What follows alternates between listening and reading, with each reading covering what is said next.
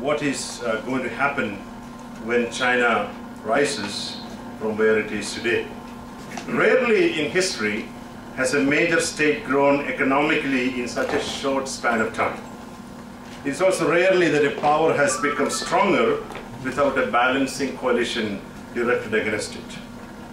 So the Chinese system, especially the authoritarian system, generates several challenges to the idea of power transitions. In contrast to what we have witnessed in the European power transitions over the past half a millennium. What is unique about China is that its rise is occurring in the context of four critical variables. First of all, an unprecedented level of economic globalization that has bound the states of Asia and other great powers. Second, the difficulties of exercising coercive military force to arrest or accelerate change in the global system. Third, the primacy of defense and deterrence over offense in military technology, making rapid territorial advancement difficult, if not impossible. For the exponential rise of nationalism in the backdrops of norms of territorial integrity and non-intervention, making occupation of foreign lands very difficult. Now, these factors make Chinese growth or Chinese expansion or potential expansion different from the European expansion stories that we have been accustomed to reading in history books. The regional states in Asia, including Taiwan, are constrained. How to deal with China, so the question of willingness as well as opportunity come into play here. Soft balancing is the second big concept under what you call a hedging.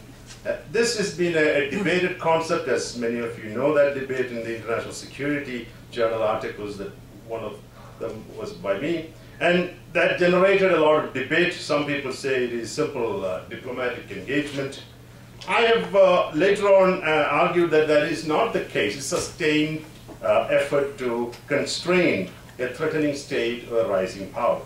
Here, I think the big example was the response of countries toward US invasion of Iraq in 2003, and how that policy continued even today, and how the United States was rather forced to change the policy under Obama. Here, I think the key is forming limited alignments, especially with second-tier major powers.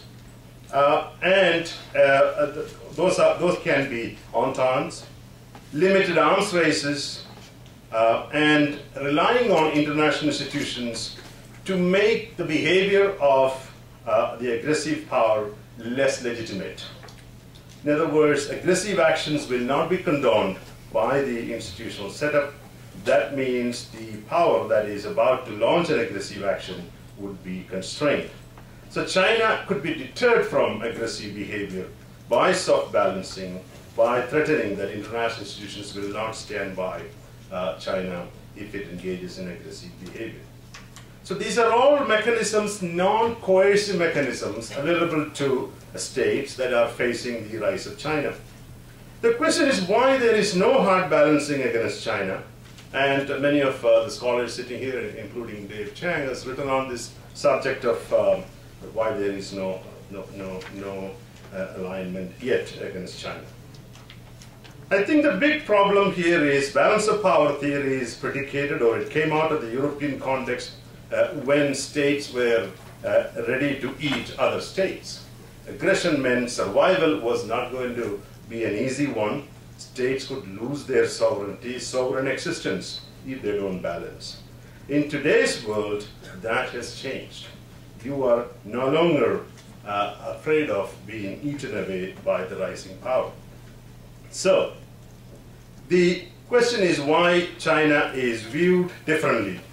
The rising power's position and military behavior are of concern, but do not yet pose a serious challenge to sovereign existence of other states, especially great powers. The rising power is a major source of public goods in the economic area, which cannot be replaced easily. Second-ranking states do not have the political will or military wherewithal to pursue highly confrontational hard balancing strategy.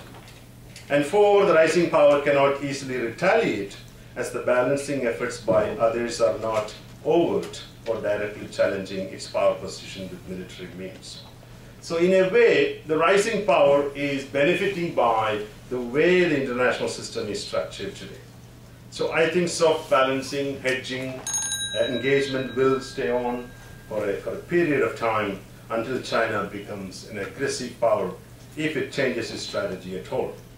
Let me conclude by bringing in what are the appropriate strategies that rising powers, the regional states can have.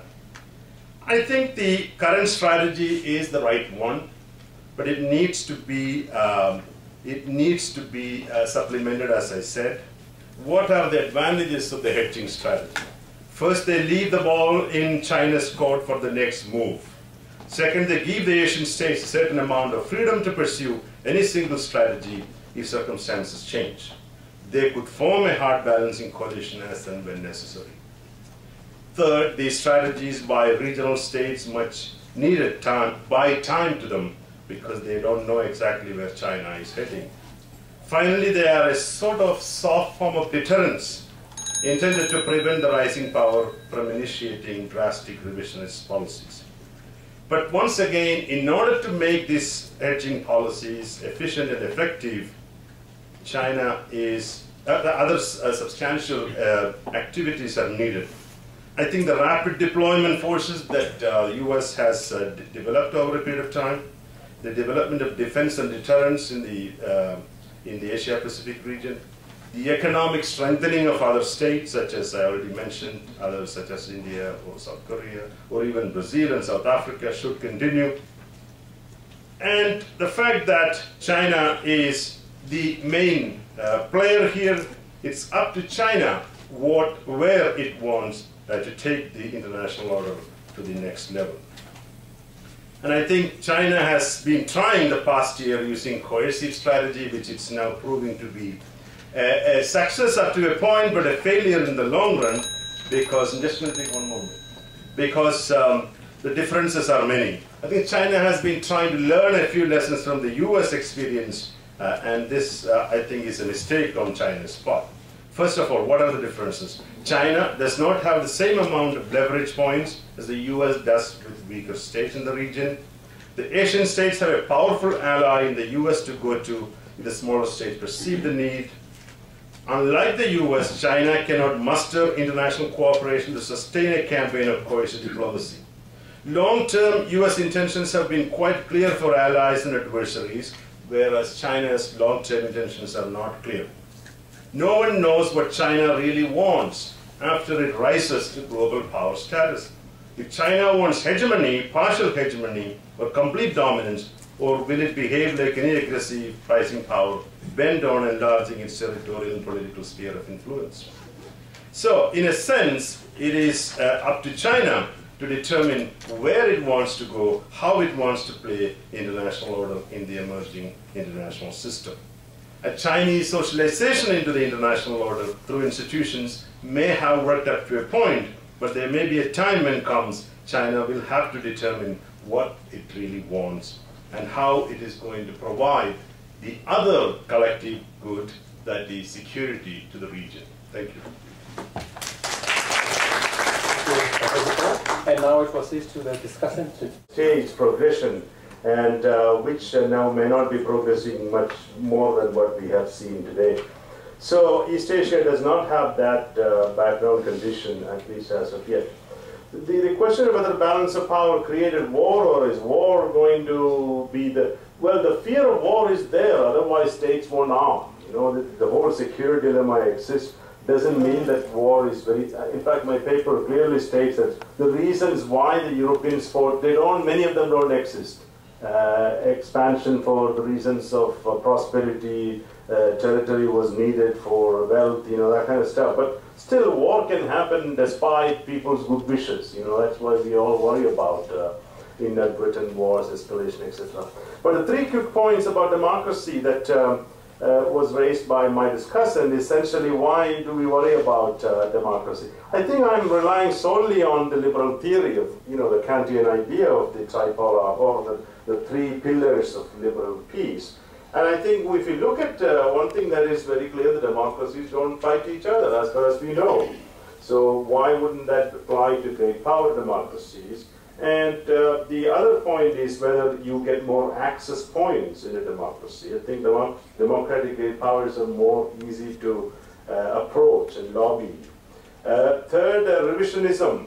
Revisionism, unfortunately, in the past 500 years came from non-democratic states. Of course, the democratic states were the ruling hegemons. They had certain status quo power role that helped them from not being revisionist. So in that sense, revisionism is associated with non-democracies, at least up to some point. I don't say all of them, but at least some of them.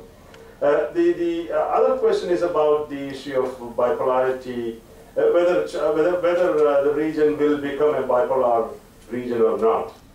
I really don't think it is that easy for this region to become bipolar. There are a lot more players emerging. Where do you put India in all that? I mean, if you think India will buy into a Chinese order or even a US order, although it is trying to become friends with the US, I think it is probably hoping for a tripolar order in the region. And it has some attributes, if you talk about naval power or nuclear power or even economy up to that point.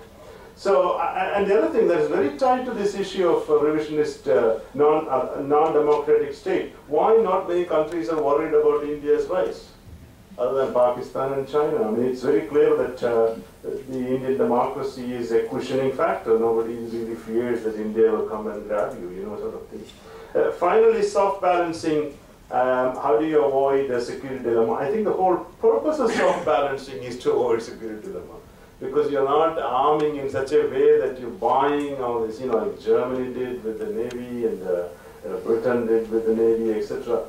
You will acquire only up to a point as the other guys go along, and the hope is that that is sufficient and hard balancing is not needed. So in a way, it is an interim strategy. It is a strategy before pre-balancing strategy. You're hoping that that's enough, but you know, there's no guarantee it will not become a hard balancing game. Okay, thank you very much. And now, What is on?